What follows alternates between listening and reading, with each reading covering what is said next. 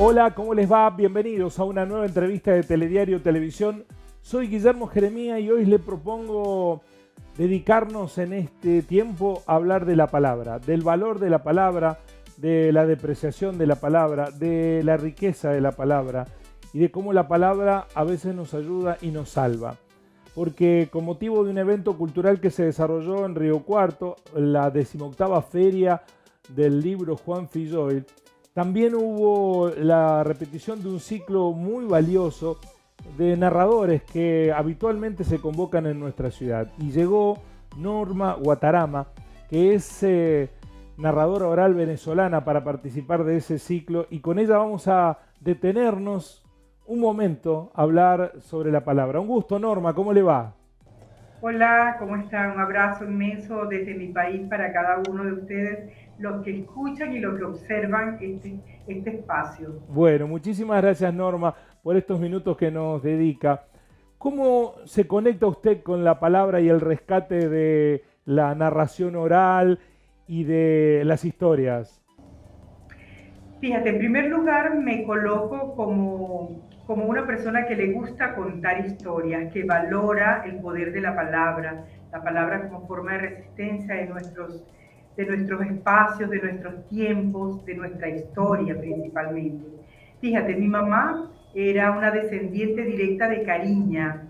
Los Cariñas son un pueblo originario de mi país, Venezuela, cercanos a un caño del río Orinoco. Allí nació mi madre.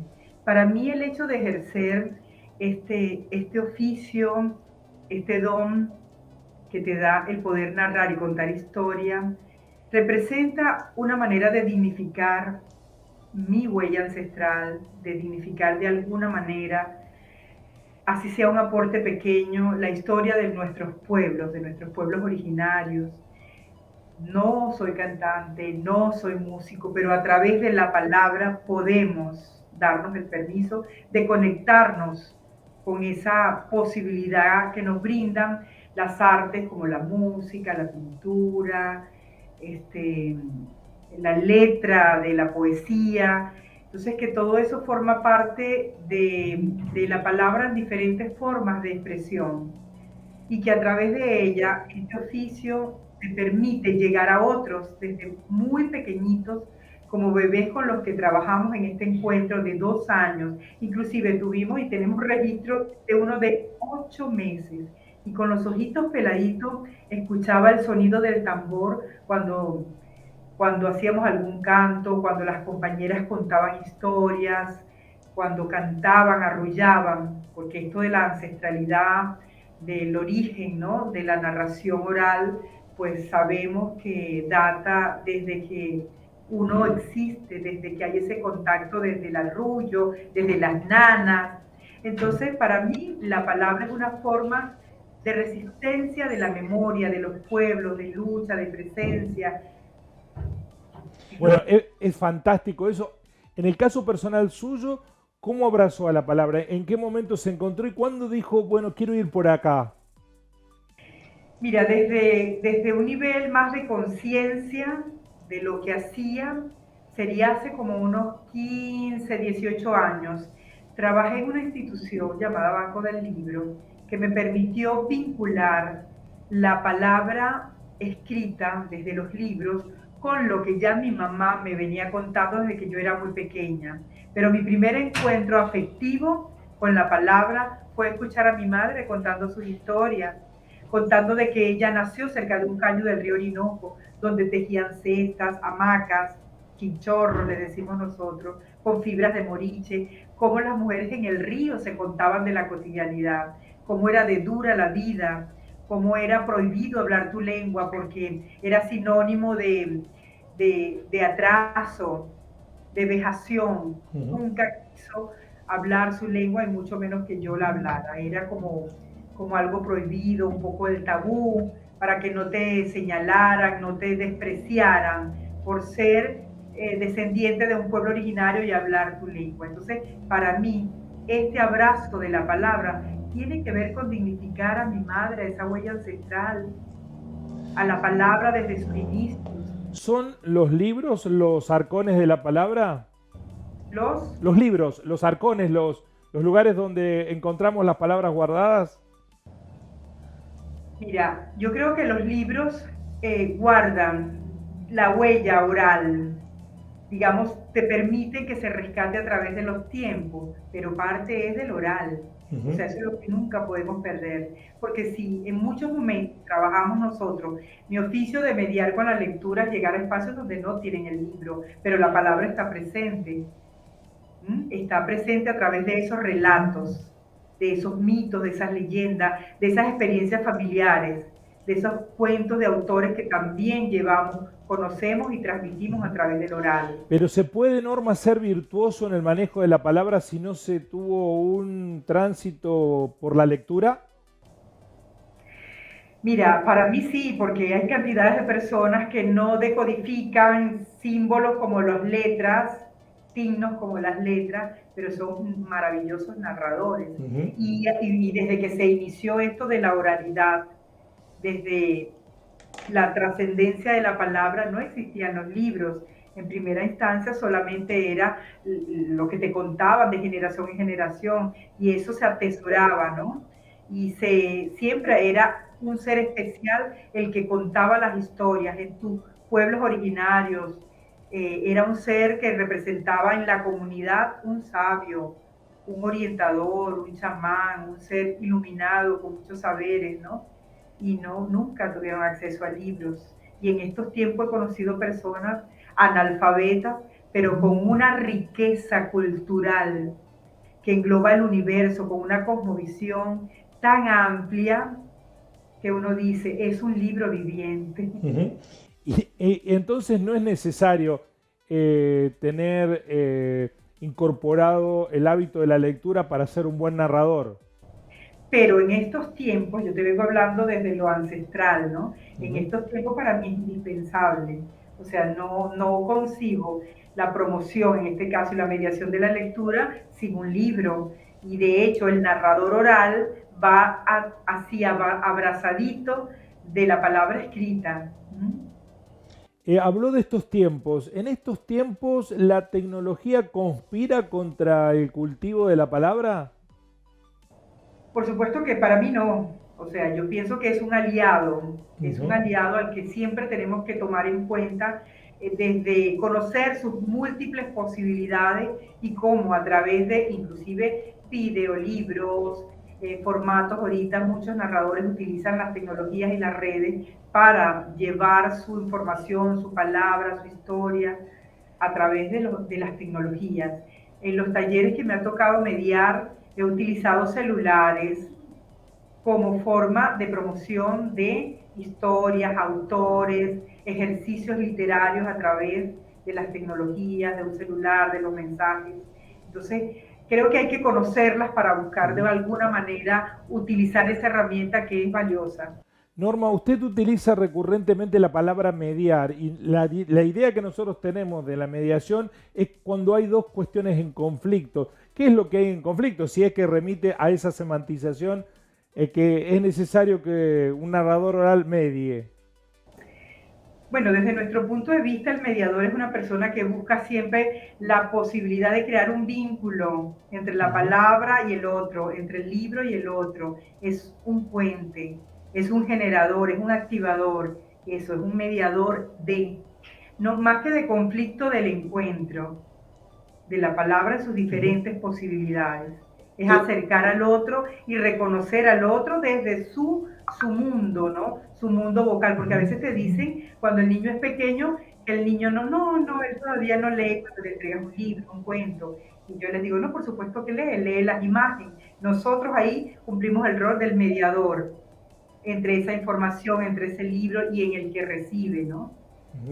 A mí me resulta muy interesante porque la pregunta se la hacía como introducción a la que viene, porque se dice que en la sociedad actual hay cada vez más apelación a la violencia o a la descarga física, porque no tenemos la virtud del diálogo, porque muchos jóvenes, nuevas generaciones no han podido construir un discurso argumentativo que lo sustente en la defensa de sus argumentos. Entonces, apelan a la acción física. ¿Usted cree que eso está pasando?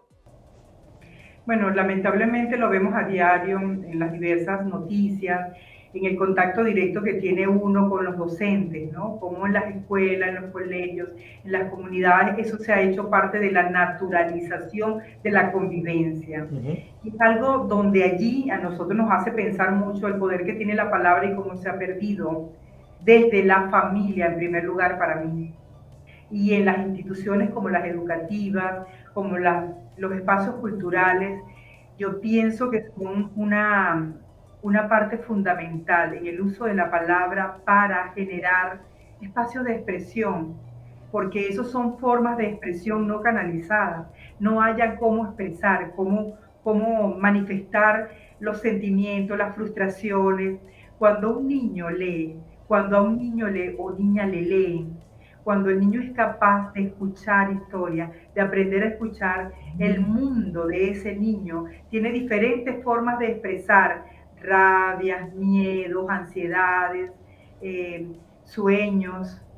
Cuando el niño carece de ese ámbito rodeado de la palabra, ya sea oral, ya sea escrita, es donde la violencia cobra mayor fuerza, porque no tiene forma de canalizar, no tiene forma de que su mente pueda divagar, pueda inclusive imaginar otras posibilidades, sino la directa es la que sale, la que sienten desde las vísceras y la expresan a través de lo único que tienen, que son muchas veces las manos o la palabra usada de una manera más impulsiva, más impulsiva, ¿no? Ujú. Más desde la rabia, desde la frustración y no desde la sensibilidad.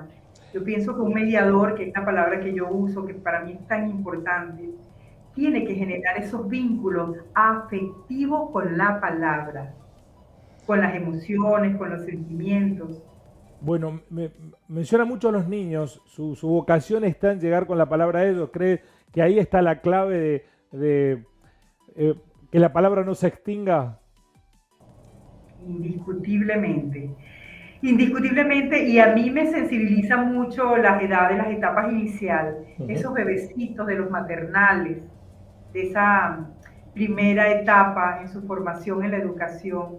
Yo pienso que allí están las semillitas, allí están las semillas que uno tiene que ir poniéndole mucho amor y mucho empeño a la palabra, al libro como un objeto fundamental en ese entorno.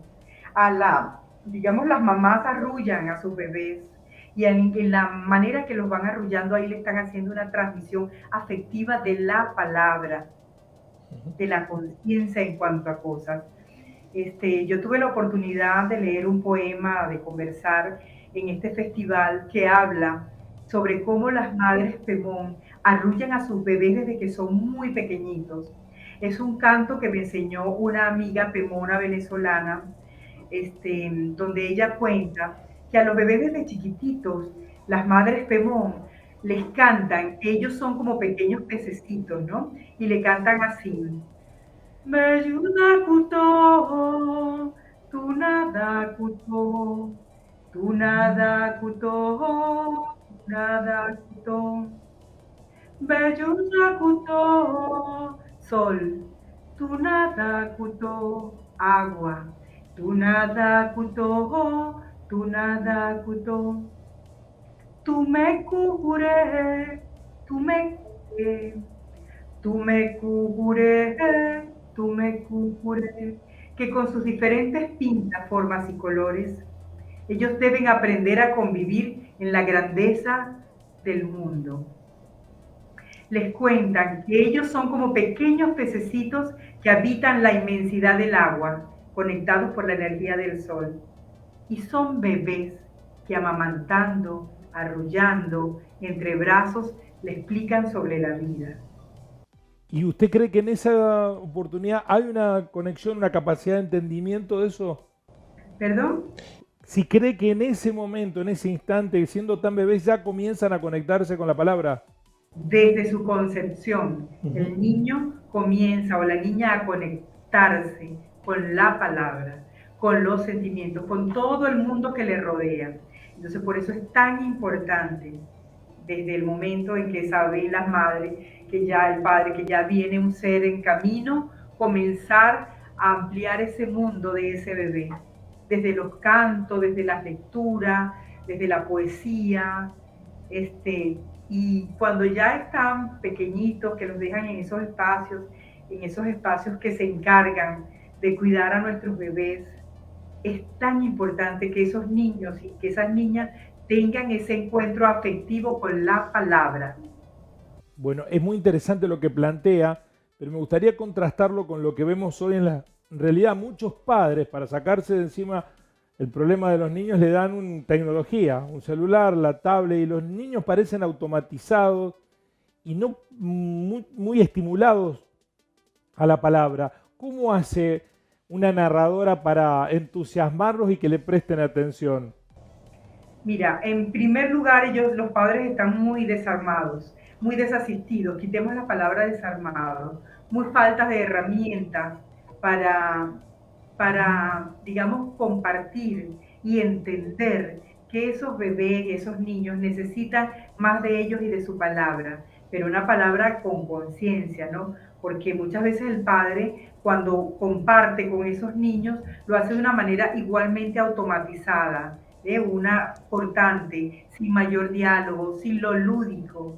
Yo insisto mucho en mi oficio en el uso de la palabra cuando son pequeños, desde lo lúdico, desde el juego. Tú puedes ir manejando un auto, puedes ir en un transporte público, pero puedes ir haciendo juegos de palabras con los niños, puedes hacer juegos de manos, preguntas de ingenios, de rima, contar pequeñas historias muy chiquititas.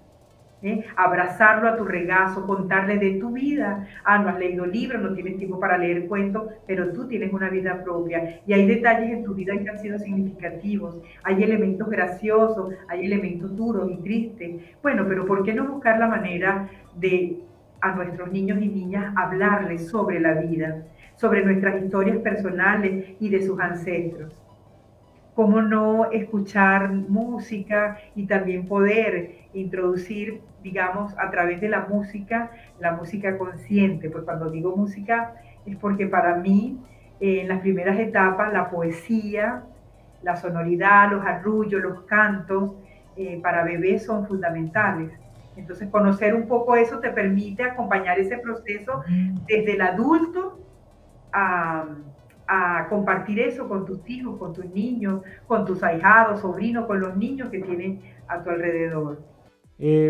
Norma, uno le escucha y comprende que evidentemente no todos estamos capacitados para el don de la palabra. Uno se quedaría horas y horas escuchándola sin temor a aburrirse ni a perder la atención.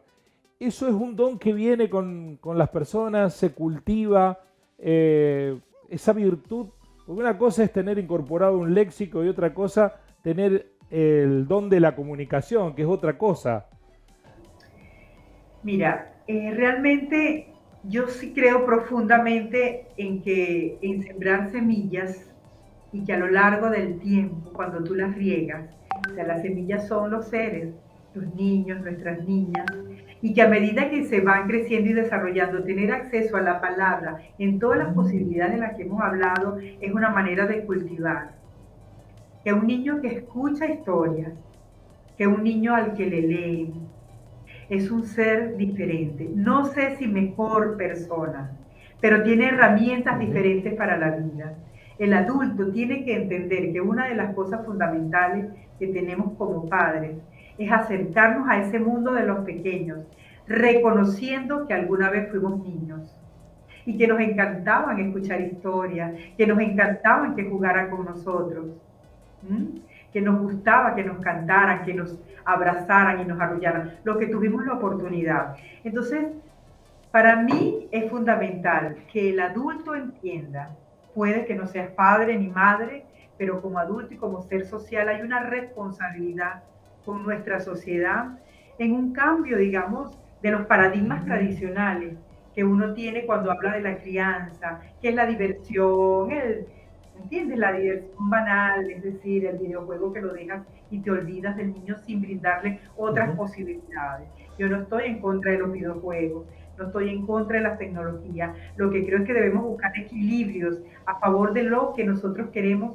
también construir con ese otro mundo que son el de los niños y de las niñas. Y, ¿Cuál es el mundo realmente que nosotros queremos ofrecerles a ellos? Un mundo de frialdad donde el día de su cumpleaños nos reunimos para que los niños estén en el cuarto jugando videojuegos y nosotros los adultos en otro espacio y así se celebra el cumpleaños del niño. Obviamente no es lo que queremos.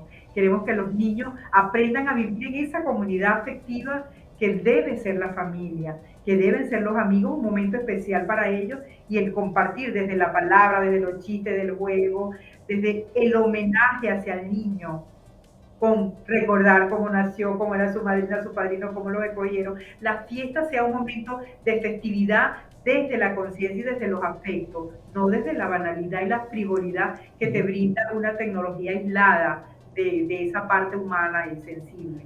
Norma, la palabra es un organismo vivo, está todo el tiempo evolucionando, creciendo, cambiando, y en ese contexto, ¿cuál es su postura respecto de los debates que se dan hoy, por ejemplo, con el lenguaje inclusivo, resistido por un sector de la sociedad? Mira, yo creo que el lenguaje inclusivo es necesario en muchos aspectos, en muchos. Cuando hablamos de niños y niñas, a mí en lo personal me gusta usar. Cuando voy a espacios y decir buenos días niños, buenos días niñas, ¿cómo están? Pero si estoy trabajando otro tipo de temas, niños, niñas, niñas, niñas, ahí se me complica un poco el asunto. No es fácil para mí tampoco. Estoy muy de acuerdo en que se elabore un debate al respecto, pero también que un debate permita que fluya, porque el lenguaje va cambiando, claro que sí, va evolucionando, pero que eso no sea más bien una traba para el desarrollo de nuevas propuestas de acercamiento al lenguaje, porque lo que termina es intimidando, ¿no? En muchos casos, el desarrollo de espacios que deberían ser de respeto y ya no se torna respeto de inclusión, sino más bien de un conflicto que no conduce a mayores cosas. Yo también estoy en un proceso de formación de ese pensamiento, pero no me niego a ello. Bueno, viene recorriendo América Latina, ha ido a distintos lugares, eh, ¿encuentra ahí los conductores entre la patria grande en el uso de la palabra?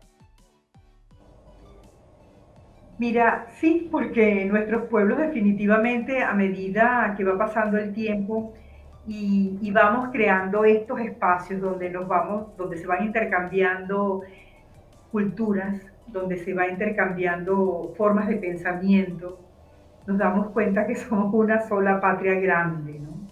Y que a través del reconocimiento de nuestra historia nos vamos identificando unos a otros como hermanos, independientemente de que muchas veces nuestros idiomas son diversos, vamos a comunidades aborígenes, ancestrales, y, y yo no entiendo sus lenguas, pero somos uno. Bueno, los regionalismos, incluso hablando el mismo idioma, los regionalismos son muy fuertes, ¿no? Pero no nos diferencia de nuestra esencia. Bueno, me gustaría, Norma, si tiene ganas de regalarnos un pasaje chiquito en el final para que nos muestre algo de su arte mediador con la narración oral, ¿puede ser? Bueno, fíjate, hay un poeta nuestro, Gustavo Pereira, escribió un somarí, es un tipo de poema que él compuso sobre salvajes. Él utiliza una palabra que para nosotros, para mí en lo personal, es significativa porque es la palabra guarapo. El guarapo es el café clarito. Es la segunda colada que se hace al café. O sea, ya en Venezuela colamos mayoritariamente el café, la bolsa de café. Se coloca el café, el agua hirviendo y ese cafecito se comparte. Pero en la bolsa queda los residuos de ese café. Se vuelve a hervir agua y se cuela por segunda vez allí y el café sale clarito, clarito. Y se endulza. Usualmente se le da a los niños y a las niñas ya. Yo me crié tomando guarapo, calientito desde pequeñita. Gustavo Pereira cuenta que los Pemones, pueblo originario de mi país, llaman al rocío Chiriqué Yetacú, que quiere decir saliva de las estrellas, a las lágrimas Enúparupue, que significa guarapo de los ojos, al corazón Enúparupue, semilla del vientre, Y los guaraos del delta del Orinoco dicen Mejojoji, sol del pecho para nombrar al alma. Para decir amigos, dicen Maha Coraisa, que quiere decir mi otro corazón. Para decir olvidar, Emo no Kitane, que significa perdonar. Los muy tontos no saben lo que dicen. Para decir tierra, dicen madre.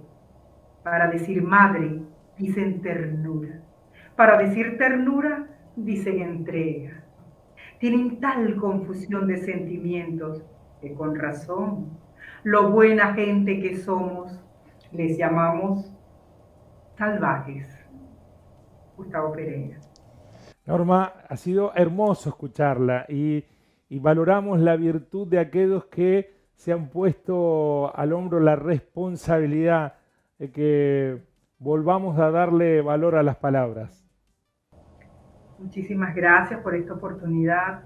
Es indispensable que existan espacios de debate, de construcción colectiva acerca de la palabra en sus múltiples posibilidades y que el acto de leer el libro, de leer la vida, de leer la historia sea un acto que cada día pongamos de nuestra parte para cultivar en nuestros niños y en nuestras niñas, en nuestros niños y en todo al que tengamos posibilidad de acceder. Norma, gracias y ojalá podamos darle una nueva bienvenida a nuestra tierra prontamente. Muchísimas gracias. Bueno, la palabra, la verdad que hemos tenido un momento de esos que valoramos tanto en un medio de comunicación, encontrar personas como Norma que nos ayudan y también nos desafían a qué hacer nosotros con el uso de la palabra. Y ustedes también, claro. Gracias por estar ahí. Nos encontramos en una próxima entrevista de Telediario Televisión. Así son las cosas.